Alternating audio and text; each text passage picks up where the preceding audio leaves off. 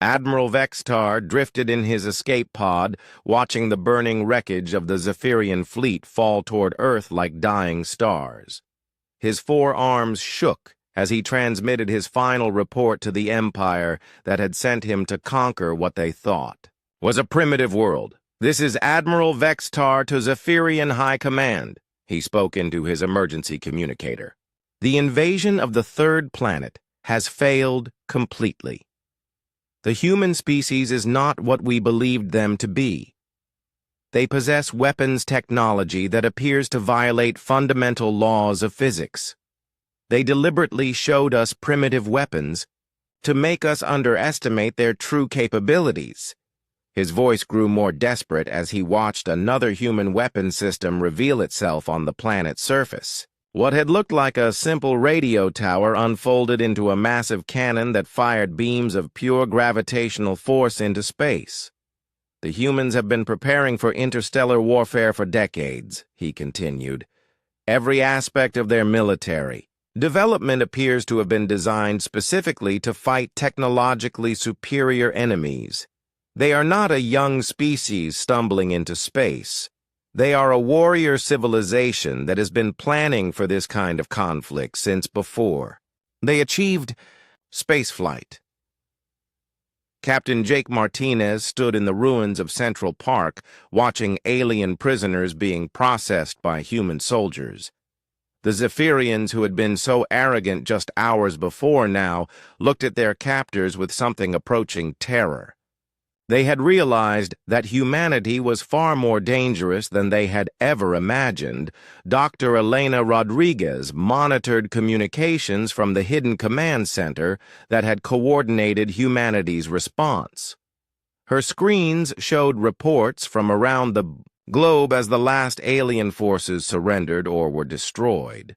The invasion that was supposed to enslave humanity had turned into a complete disaster for the Zephyrian Empire, Dr. Paul Kim called from his workstation. "We are receiving long-range communications from the Zephyrian home fleet. They are requesting permission to send reinforcements to complete the conquest of Earth." Rodriguez smiled coldly as she activated the deep space transmission array. "Put me through to whoever is in charge of their empire. I think it is time we had a proper conversation with our new neighbors." The main screen filled with the image of a massive alien who wore what appeared to be ceremonial armor covered in symbols that hurt human eyes to look at directly. This was Supreme Admiral Kethvar, commander of the entire Zephyrian military and conqueror of 17 star systems. "I am Supreme Admiral Kethvar of the Zephyrian Empire," the alien announced in a voice like grinding stone. "You will release our personnel immediately and prepare for the arrival of our main battle fleet. Your resistance has been noted and will be punished accordingly." "I am Dr. Elena Rodriguez of the human species," she replied calmly. "We have your people and we have your technology. If you want either back, you are welcome to come and take them. But I should warn you that what you just witnessed was not our military at full strength. That was just us being polite, the alien." Admiral's 4 eyes narrowed as he processed this information. "You claim that the weapons which destroyed an entire Zephyrian battle fleet represent a limited engagement." "That is exactly what I am telling you," Rodriguez confirmed. "The weapons we used against your invasion force were selected specifically to capture your ships and personnel for study. If we had wanted to simply destroy you, we have much more efficient methods available." She activated another display that showed weapon systems hidden throughout the solar system. Massive installations on the Moon and Mars that dwarfed anything used in Earth's defense. Platforms built into asteroids that could accelerate entire planetoids to relativistic speeds. Weapon systems that used the sun itself as a power source. "You see, Admiral, humanity learned something important when we first detected radio signals from space 60 years ago. We realized that any species capable of interstellar travel would be technologically superior to us. So we did what humans always do when faced with a stronger enemy. We prepared to fight dirty. Dr. Sam Mitchell stepped into view of the camera carrying a device that looked deceptively simple. "This is a stellar engineering tool," he explained to the shocked alien commander. "It can cause any star within 50 light years to go supernova on command. We built it because we wanted to make sure that any species that threatened Earth would face consequences that extended far beyond our solar system." Supreme Admiral Kethavar's confidence began to crack as he realized the implications of what he was seeing. You would destroy entire star systems to defend one planet. "We would destroy entire galaxies if necessary," Rodriguez replied without hesitation. "You made the mistake of thinking that humanity was a normal species that happened to develop spaceflight. We are not normal, Admiral. We are a species that spent our entire evolutionary history preparing for war against enemies that might not even exist." She activated historical displays that showed human warfare throughout the centuries. "We have been fighting each other for thousands of years, not because we are naturally violent, but because we were practicing. Every human conflict has been a training exercise for the day we would face enemies from other worlds." The alien commander watched in growing horror as the displays showed the progression of human military technology. Nuclear weapons, biological, warfare, chemical agents, and eventually exotic physics weapons that could unmake matter at the quantum level. "Your species develops weapons as a hobby," Kethavar said with something that might have been admiration or fear. "We develop weapons as a survival strategy," Rodriguez corrected. "Every human child learns about the possibility of alien invasion before they learn to walk. Every human scientist asks themselves how their research could be used to kill things that might try to kill us first. Every human leader plans for wars against enemies we have never met." Colonel Marcus Thompson joined the conversation from his position in New York. "Admiral, your people have conquered 17 star systems because you fought species that were genuinely primitive. You have never faced an enemy that spent centuries preparing specifically to fight superior opponents. That is what makes humanity dangerous." Major Kate Sullivan added her voice from the weapons testing facility, where alien technology was being reverse-engineered. "We do not fight fair, Admiral. We do not follow rules of engagement.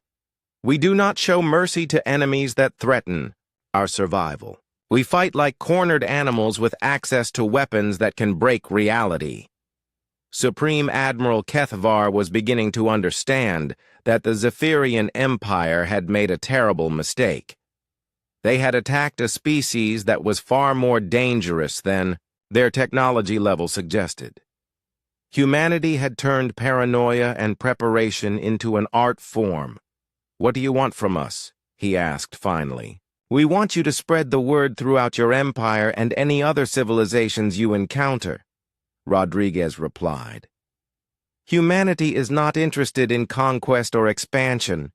We just want to be left alone. But any species that threatens Earth or human, colonies will face weapons that your worst nightmares cannot imagine."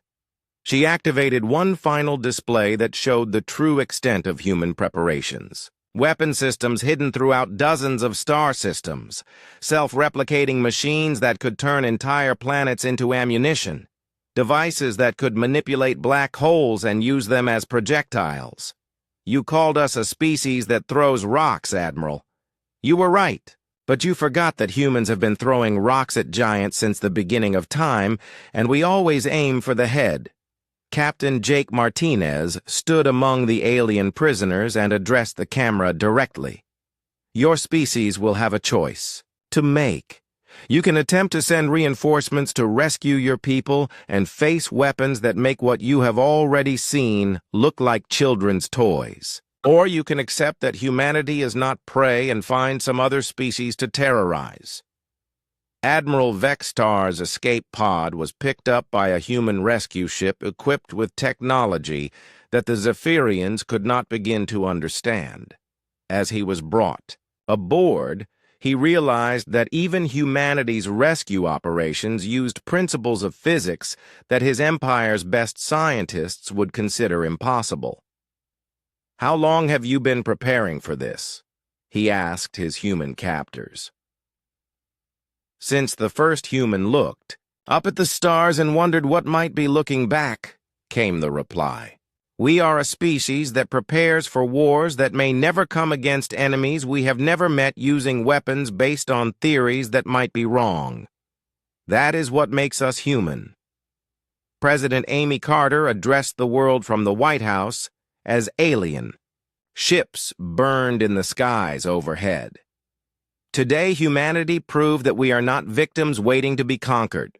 We are a species that has spent its entire history preparing for exactly this kind of threat. The stars may be full of predators, but they have never faced prey that bites back quite like we do." Dr. Rodriguez watched the last alien ship disappear into the darkness of space, carrying survivors who would tell their empire about the species that had turned deception and preparation into the ultimate weapons. She activated communication systems that would broadcast across the galaxy. To any civilization receiving this transmission, this is Earth. We are humanity. We do not seek conflict, but we are prepared for it in ways that would terrify gods. We have weapons that can crack planets, shatter stars. The countdown reached 0, and hell came to the Zephyrian Empire in ways they had never imagined possible. The first shot came from what Admiral Vextar had dismissed as a primitive communications satellite orbiting Earth. The device suddenly unfolded like a metal flower, revealing a weapon system that defied every known law of physics. Dr. Elena Rodriguez watched from her command center as the orbital platform fired its first shot. The projectile was no larger than a baseball, but it had been accelerated to 12% of light speed using principles that even human scientists barely understood. The kinetic energy contained in that small piece of metal was enough to power a city for a year. The projectile struck the Zephyrian flagship shields and passed through them like they were made of paper. Energy barriers designed to stop planet-killing weapons simply could not cope with an attack that used pure kinetic force at relativistic speeds. The flagship vanished in a burst of light that could be seen from the surface of the planet. "Target eliminated," Paul Kim reported with satisfaction. "The flagship has been completely vaporized. No debris larger than dust particles remains." Admiral Vextar found himself floating in the vacuum of space wearing nothing but his uniform. His ship had been destroyed so quickly that he barely had time to register what had happened.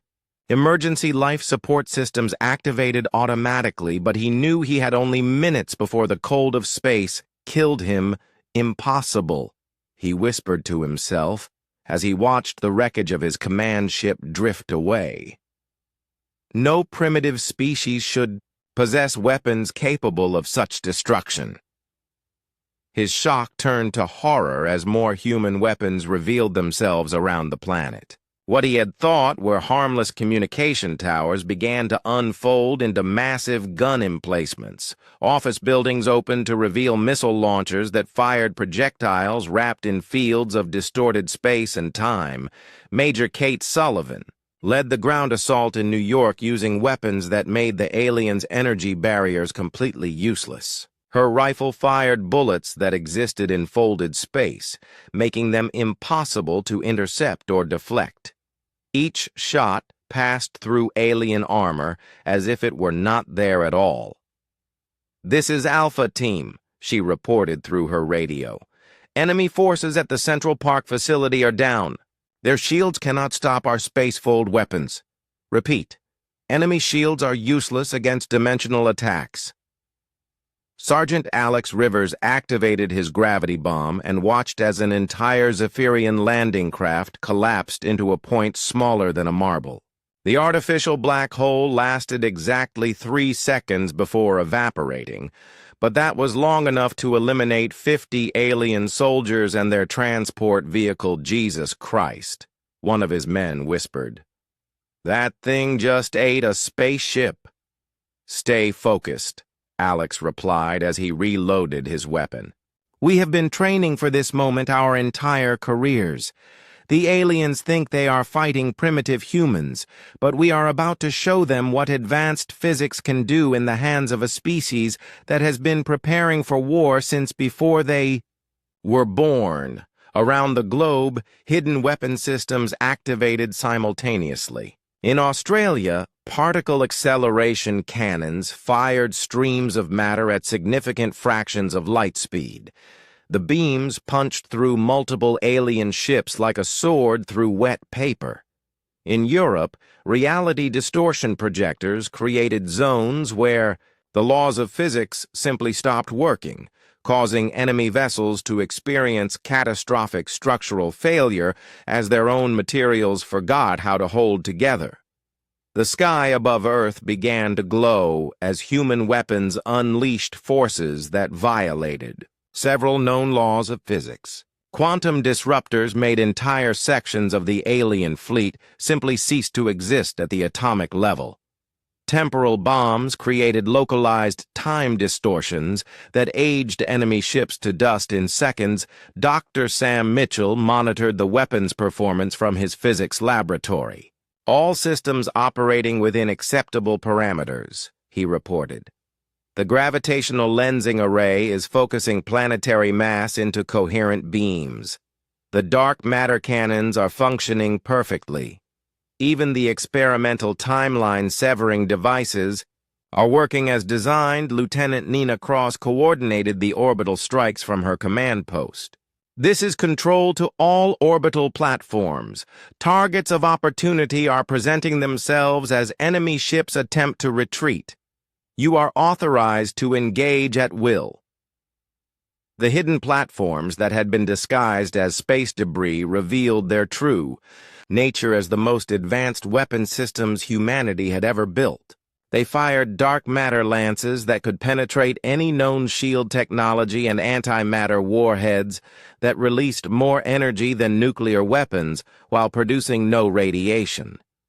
Colonel Marcus Thompson watched from his position in New York as alien ships began falling from the sky like burning meteors. The mighty Zephyrian fleet that had seemed invincible just hours before was being systematically destroyed by weapons they could not understand or defend against. "All ground teams, this is Thompson," he announced over the military communication network. "The aliens are retreating to their remaining ships. Do not let them escape. We need to capture at least some of their technology for analysis." The Zephyrians, who had been so confident in their superiority, found themselves facing weapons that attacked the very foundations of reality. Their energy shields were useless against gravity bombs that created localized distortions in space-time. Their armor could not protect them from bullets that traveled through folded space. Their advanced sensors could not track projectiles that existed partially outside normal reality. Admiral Vextar managed to reach an escape pod as his fleet burned around him. He activated an emergency beacon that would summon reinforcements from the Zephyrian home fleet, but he knew it would take weeks for help to arrive.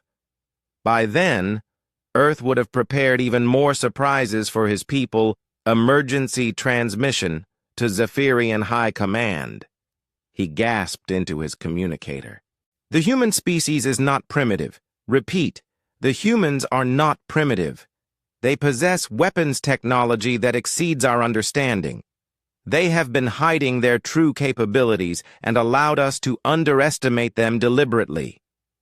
His transmission was intercepted by human listening posts that had been monitoring alien communications since the invasion began. Dr. Rodriguez smiled as she listened to the alien admiral's panicked warning. Paul, make sure that transmission reaches every Zephyrian facility in this star system, she ordered. I want their empire to know exactly what they are facing when they decide whether to send reinforcements. The battle was turning into a complete rout as human weapons systems that had been hidden for decades revealed their devastating capabilities. Weapons based on theories that most scientists considered impossible were proving devastatingly effective against an enemy that had grown overconfident from too many easy victories. Captain Jake Martinez led a boarding party onto a damaged Zephyrian ship that had crashed in Central Park. The aliens inside were still alive, but their confidence had been completely shattered. They surrendered without resistance to creatures they had dismissed as primitive rock throwers just hours before. How? One of the alien prisoners asked through a translation device.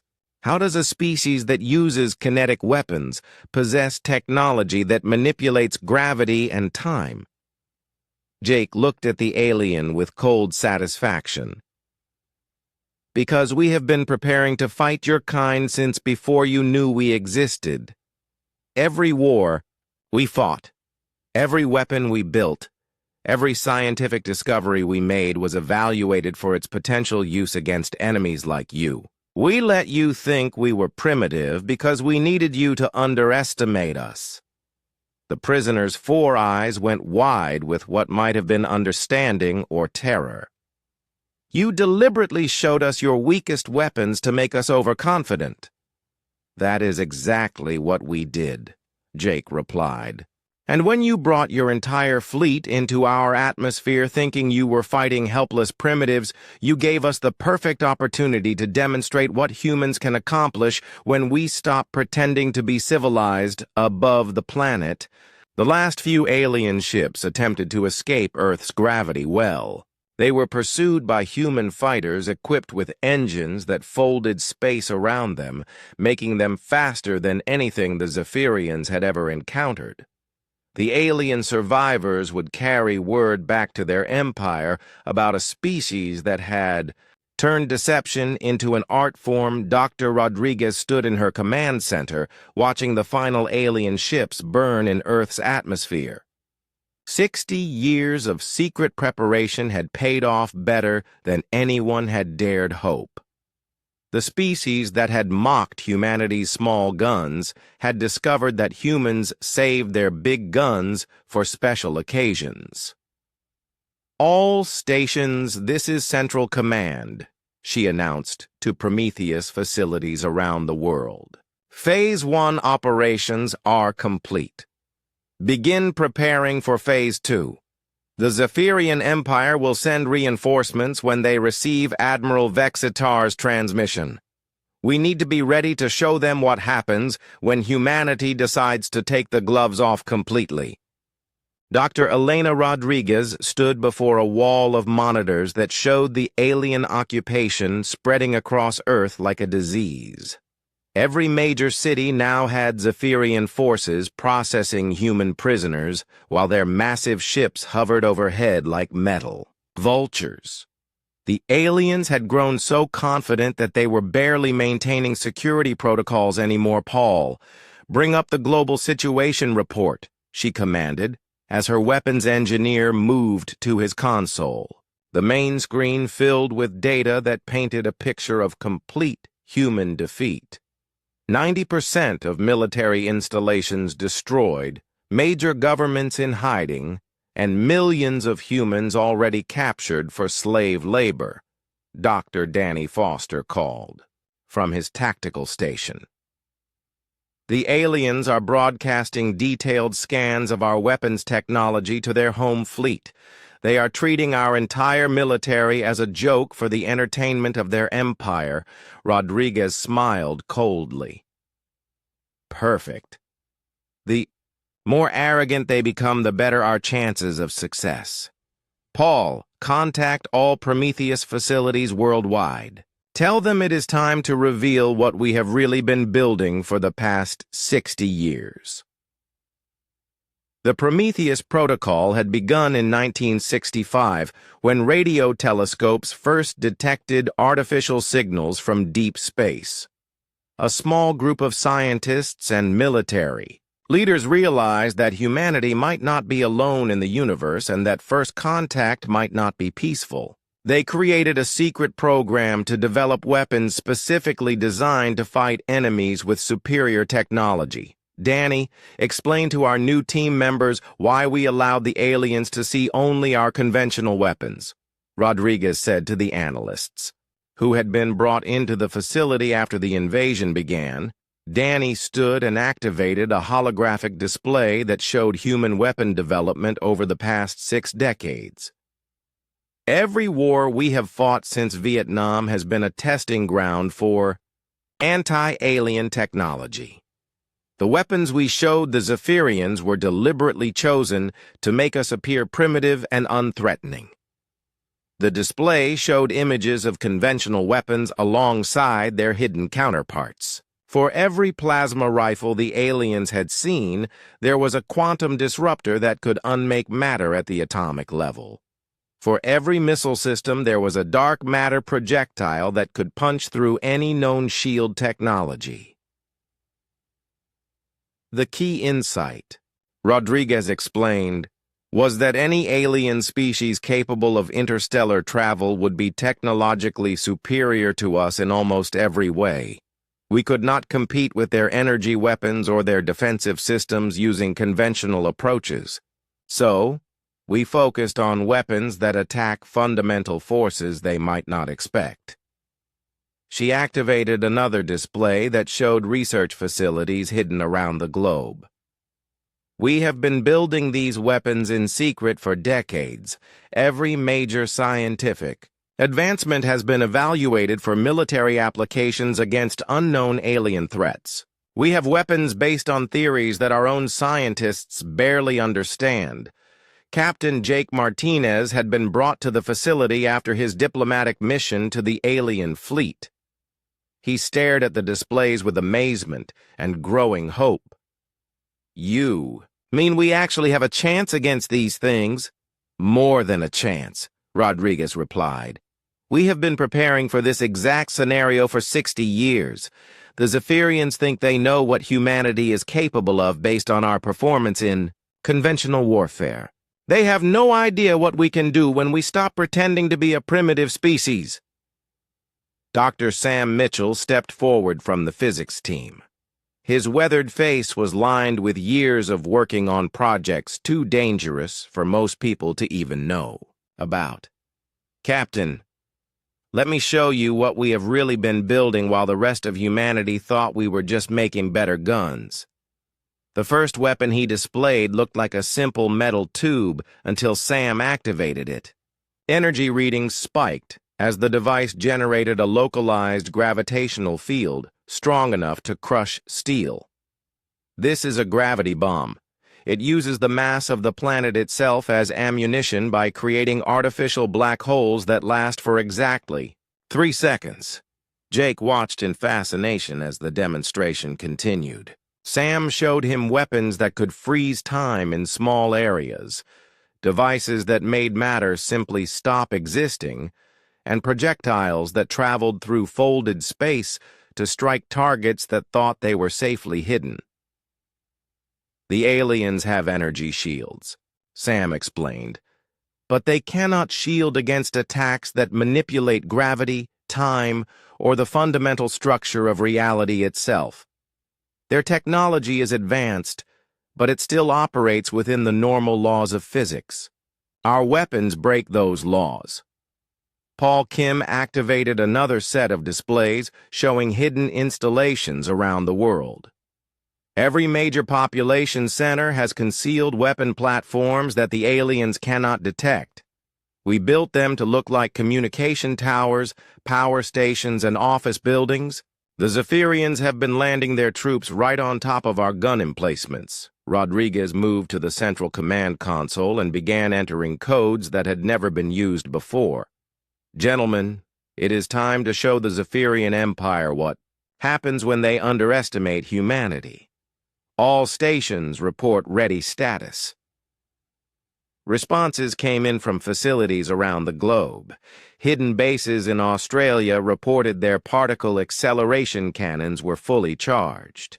Underground installations in Europe confirmed their reality distortion projectors were online. Secret platforms in orbit that the aliens had dismissed as space junk powered up weapon systems that could crack moons, Dr. Danny Foster called from his monitoring station.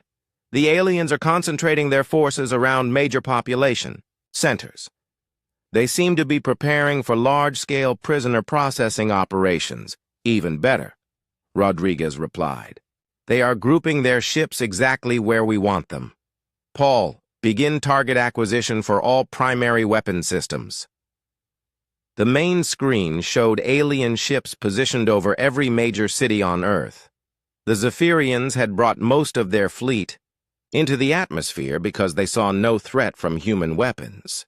Their confidence was about to become their downfall in orbit around Earth. What looked like damaged satellites and space debris began to move. The aliens had scanned these objects and dismissed them as typical human space junk. They had no idea that each piece of debris contained weapon systems that had taken decades to develop. Sergeant Alex Rivers led a squad of soldiers through the sewers beneath New York City. His team carried weapons that looked nothing like the conventional arms the aliens had seen. Each device was built around principles of physics that most humans could not even pronounce. "Remember your training," Alex whispered to his team as they approached their target. "These weapons will only work if you follow the exact procedures we practiced. One mistake, and the gravitational field could collapse the entire tunnel system."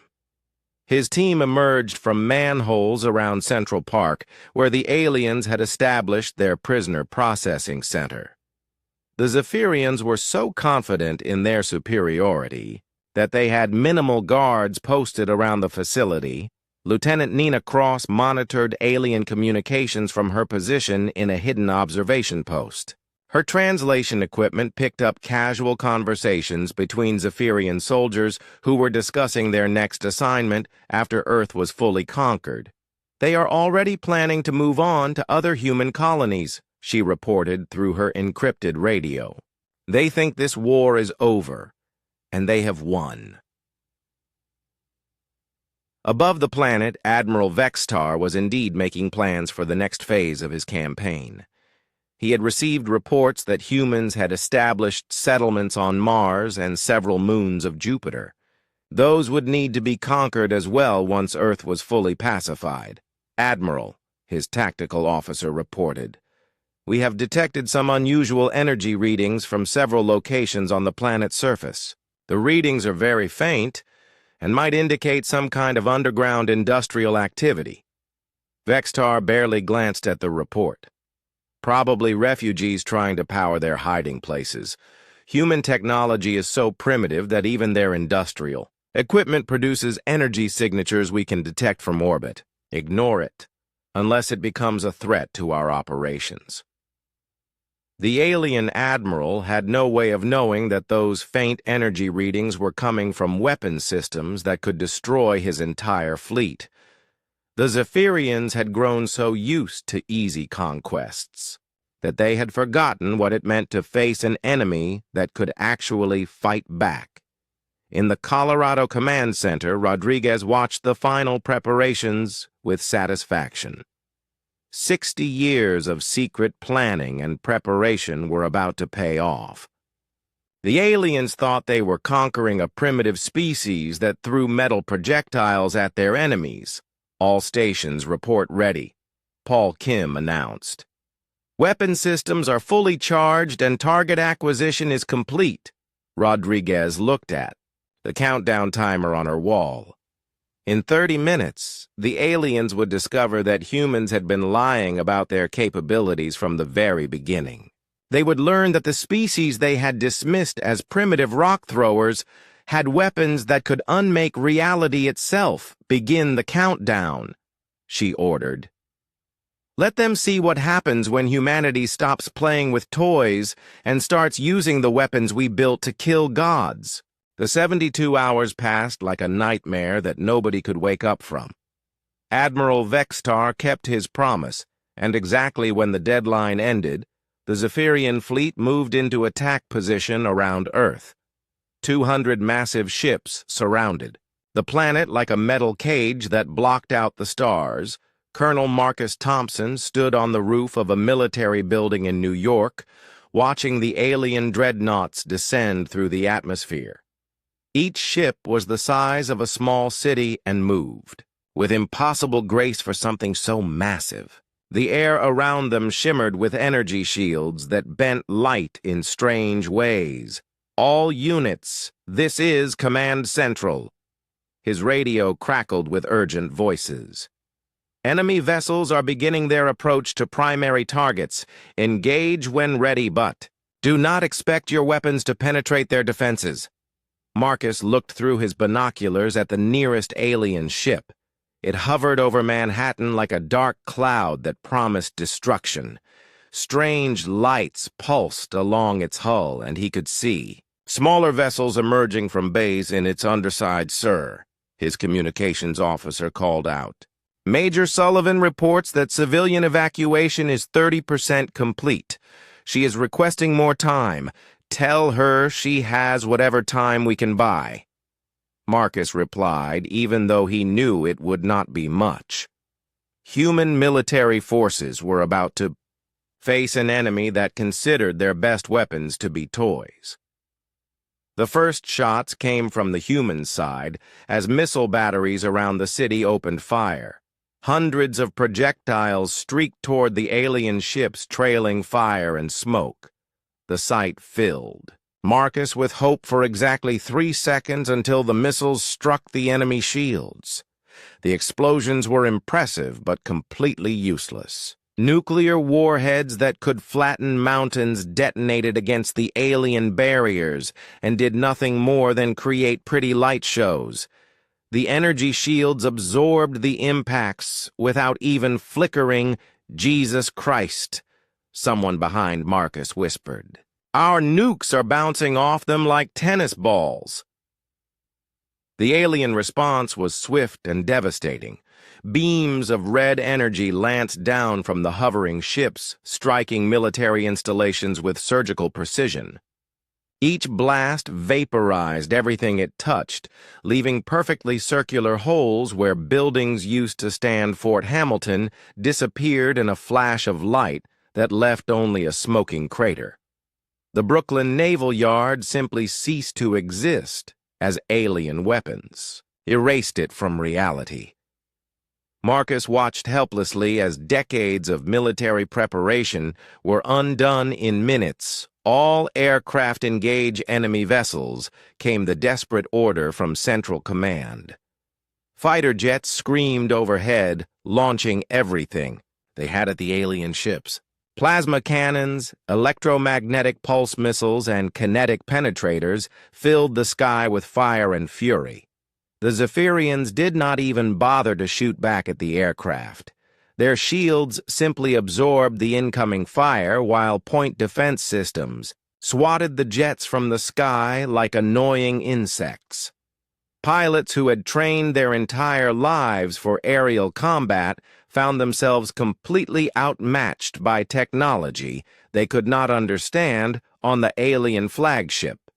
Admiral Vextar watched the human resistance with what might have been boredom. His tactical officers reported the battle status with voices that suggested they found the whole affair tedious.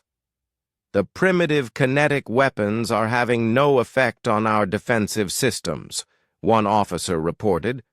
Their aircraft lack any capability to penetrate even our lightest shielding. Their nuclear devices produce impressive explosions but insufficient energy to overload our barriers, another added. Shall we demonstrate our superiority more dramatically? Vexitar considered this for a moment before nodding his massive head. Yes. Show them the futility of resistance. Target their largest population center with a display shot. Something that will convince them to surrender quickly. The main cannon of the Zephyrian flagship began to charge with energy that made the air itself vibrate. Marcus could feel it in his teeth as power built up in the alien weapon systems. Every human on the planet seemed to hold their breath waiting for what would come next. Instead of firing at the city, the aliens targeted the Hudson River. The energy beam struck the water and instantly boiled a section of river 10 miles long. Steam rose into the sky, creating clouds that rained scalding water on both sides of the river. The message was clear. This could have been Manhattan. Attention, primitive humans. Vexitar's voice boomed from speakers that appeared from nowhere. Your weapons cannot harm us. Your defenses cannot stop us. Surrender now and we will be merciful in our conquest. Continue to resist and we will demonstrate why 17 star systems kneel before the Zephyrian Empire. Major Kate Sullivan was coordinating evacuations from a command post in Queens when the demonstration shot turned part of the Hudson River into steam. She watched the massive cloud rise into the sky and knew that humanity was facing extinction. "Ma'am," one of her sergeants called out, "we are getting reports that the aliens are landing troops in Central Park. They seem to be setting up some kind of processing center." Kate grabbed her rifle and headed for the exit. "Keep loading civilians onto the evacuation transports. I am going to see what these aliens look like up close." She drove through empty streets toward Manhattan, while alien ships cruised overhead like metal storm clouds. The city felt like a ghost town with most of the population either evacuated or hiding in whatever shelter they could find. Central Park had been transformed into something from a nightmare. Alien troops in powered armor herded captured humans into glowing cages, while strange machines scanned the prisoners. The Zephyrians moved with efficiency that suggested they had done this many times before. Kate set up her sniper rifle on a rooftop and watched the aliens work. Their soldiers were taller than humans and moved in ways that seemed wrong somehow. Their armor looked like it was alive, shifting and changing color to match their surroundings. Through her scope, she could see human prisoners being sorted into different groups. The strongest were marked with one color, while older or weaker humans received different markings. Children were separated from their parents and loaded onto separate transports. "This is not an invasion," Kate whispered to herself. "This is a harvest." She lined up a shot on one of the alien soldiers and pulled the trigger. Her rifle was a .50 caliber sniper weapon that could punch through tank armor. The bullet struck the alien center mass and bounced off without leaving. A mark. The alien soldier turned toward her position with movements too fast for something that size. Kate ducked behind cover as energy beams reduced her rooftop to rubble. She barely escaped as the building began to collapse around her. Meanwhile, in underground facilities around the world, Dr. Elena Rodriguez monitored the invasion through hidden sensors and cameras. Her command center buzzed with activity as technicians tracked alien movements and capabilities. "Doctor," Paul Kim called from his workstation, "the aliens are broadcasting their operations to their home fleet.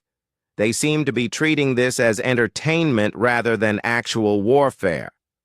Rodriguez nodded. Grimly, "They are so confident in their superiority that they are not even trying to hide their methods. This is exactly what we need." She activated a communication system that reached military leaders around the globe. "All Prometheus stations, this is Central Command. The enemy is performing exactly as predicted. Begin Phase 2 immediately." "What is Phase 2? Danny Foster asked from his position at the Tactical Analysis Station. "We let them think they have won," Rodriguez replied. "We allow them to land more troops and bring more ships into our atmosphere. We need them confident and concentrated before we show them what humanity really looks like when we stop pretending to be primitive." On screens around the command center, alien forces continued their methodical conquest of Earth. City after city fell as human military forces proved unable to even scratch the enemy shields. News broadcasts showed the same story everywhere: complete and total defeat. What the aliens did not see were the hidden facilities deep underground that had been built over decades of secret preparation. They did not detect the weapon systems that used principles of physics that even humans barely understood. They did not know that every human defeat was carefully calculated to make them overconfident. President Amy Carter appeared on television from a secure bunker, trying to maintain some hope for the human population. "We have not given up," she said, even though most people assumed the war was already over. "Humanity has faced extinction before and survived. We will find a way through this crisis." In his command ship, Admiral Vextar watched human news broadcasts with something resembling pity. "Such a young species," he said to his officers. "They still believe in hope, despite overwhelming evidence that their situation is hopeless. Perhaps we should end their suffering quickly." "Admiral," his communications officer interrupted, "we are receiving surrender requests from several human governments. They are offering to negotiate terms for the survival of their populations." "Ignore them," Vextar replied. "Let them suffer a bit longer. Fear makes slaves more compliant. When they are truly broken, we will accept their surrender and begin the sorting process." The alien admiral had conquered so many worlds that he had forgotten what it felt like to face an enemy that could actually fight back. He had grown comfortable with easy victories over species that were genuinely primitive. He had no idea that somewhere deep beneath the Colorado mountains, weapons were being prepared that could crack planets. Captain Jake Martinez stood on the bridge of the USS Liberty, watching the massive alien ships appear from nowhere. The space around Earth suddenly filled with metal giants that made human vessels look like toys. Each alien ship stretched for miles and gleamed with a strange blue light that hurt to look at directly. The communication system crackled to life with sounds no human throat could make. The translation software worked hard to turn the alien words into something people could understand. A deep voice filled the bridge, speaking perfect English with an accent that sounded like grinding metal. "Primitive species of the third planet, I am Admiral Vextar of the Zephyrian Empire. Your world has resources we require. You will surrender your planet and submit to our rule, or face complete destruction. You have 72 hours to evacuate your major population centers before we begin harvesting." Jake looked at his crew and saw fear in their eyes. Communications Officer Lisa Wang tried to keep her voice steady as she opened a channel back to the alien fleet. "This is Captain Jake Martinez of the human vessel USS Liberty. We request a diplomatic meeting to discuss terms." Laughter filled the bridge, but it was not human laughter. The sound made everyone uncomfortable, and several crew members covered their ears. "You wish to negotiate with the Zephyrian Empire. Very well, human. We will allow one of your primitive vessels to approach our flagship. Bring examples of your weapons so we may see what passes for military technology among your kind." 2 hours later, Jake found himself in the shuttle bay of an alien ship that was larger than most human cities. The walls pulsed with energy, and the air tasted like copper and ozone. Tall gray beings with 4 arms and eyes like black marbles escorted him through corridors that seemed to stretch forever. Commander Lisa Wang walked beside him, carrying a metal case that contained examples of human weapons technology. Her hands shook slightly, but her voice remained calm as they were led into a vast chamber where Admiral Vextar waited. The alien admiral was twice the height of any human, with skin that looked like polished stone. His forearms moved independently as he gestured for the humans to approach. Behind him stood dozens of other Zephyrians wearing what looked like armor made from liquid metal. "Show us these weapons you humans use to wage war," Vextar commanded. His voice echoed in the huge chamber even though he spoke quietly. Lisa opened the case and began removing items one by one. She held up a plasma rifle first, explaining how it worked and what damage it could cause. The aliens examined it with what seemed like scientific curiosity rather than fear or respect. Next came a missile system that could level a city block. The Zephyrians passed it between them, making sounds that the translation system interpreted as amusement. One of them activated some kind of scanning device and shook his head dismissively. "These projectile weapons," Vextar said slowly, "are what you use to fight wars among your own kind. Metal projectiles thrown through space by chemical explosions. How wonderfully primitive." Lisa's face reddened, but she continued the demonstration. She showed them electromagnetic pulse devices, nuclear warheads, and kinetic bombardment systems. Each weapon drew more laughter from the assembled aliens. "You still throw rocks," another Zephyrian said in broken English. "Your species discovered fire and decided the best use was to throw burning rocks at enemies. Then you discovered explosives and decided to throw exploding rocks. Then you discovered nuclear fusion and decided to throw atomic rocks. Truly you are a species that learned one trick and never moved beyond it." Admiral Vextar gestured with one of his arms, and the air in front of him began to glow. Energy coalesced into a sphere of brilliant light that pulsed with power Jake could feel in his bones. "This is a gravity disruptor. It creates a localized gravitational field that can crush your largest warships into the size of pebbles." Another alien stepped forward and created what looked like a tear in the air itself. "This is a dimensional blade. It cuts through any matter by folding space around the target. Your armor and shields mean nothing against weapons that attack reality itself." The demonstration continued for what felt like hours.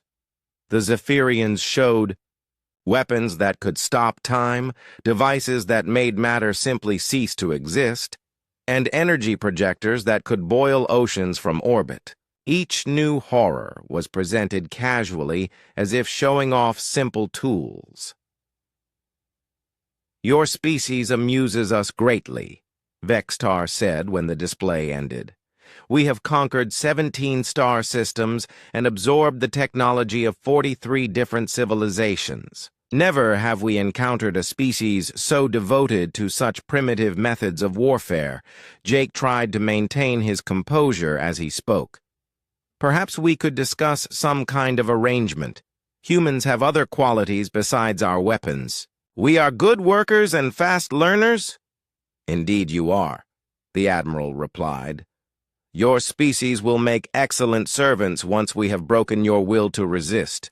The strongest among you will work in our factories while the rest will serve as manual labor for our mining operations." The aliens began broadcasting their conversation across human communication networks. Every television screen, radio, and computer on Earth received the transmission showing humanity's weapons being mocked by creatures from another world in a hidden facility beneath the Colorado mountains. Dr. Elena Rodriguez watched the broadcast with her team. Her weathered face showed no emotion as alien laughter filled the room. Weapons engineer Paul Kim shook his head in disgust, while tactical analyst Danny Foster took notes on everything the aliens revealed about their technology. "They are exactly as arrogant as we hoped they would be," Rodriguez said quietly. "Send," Word to all Prometheus Protocol facilities. Begin Phase 1, preparations immediately. Paul Kim looked up from his computer terminal. Doctor, are you sure about this? Those weapons they demonstrated could destroy our entire civilization. Rodriguez smiled for the first time in days. Paul, we have been preparing for this moment for 60 years. Every war we have fought, every weapon we have built, every scientific advancement we have made has been leading to this day. The Zephyrians think they know what humanity is capable of based on what we chose to show them. She activated a communications console that connected her to military leaders around the world. This is Prometheus' command to all stations. The enemy has taken the bait. Repeat. The enemy has taken the bait. Begin moving all assets to predetermined positions. On the main screen, the alien flagship demonstrated its power by targeting a large asteroid in Earth's outer system. The gravity disruptor activated and the massive rock imploded into a sphere no larger than a basketball. The message was clear. This was what would happen to Earth's cities if humanity resisted. President Amy Carter appeared on every news channel trying to calm the population as panic spread across the globe. We are exploring all diplomatic options, she said, but her words felt empty against the overwhelming display of alien power. In military bases around the world, soldiers prepared for what seemed like hopeless battles against impossible odds. Colonel Marcus Thompson gathered his officers in New York, while Major Kate Sullivan coordinated evacuation plans for civilians. Neither believed they had any real chance of stopping the invasion, but they would try anyway. The 72-hour deadline began counting down as alien ships took positions around Earth. The Zephyrians seemed in no hurry, confident that their demonstration had broken human resistance before the war even began. What they did not know was that deep underground in facilities they could not detect, weapons were being activated that had never been tested in actual combat. Weapons based on theories so dangerous that even their creators were not entirely sure they would work. Dr. Rodriguez looked at the countdown timer on her wall and smiled again. "Let them come," she whispered. "Let them see what humans do when we stop pretending to be civilized."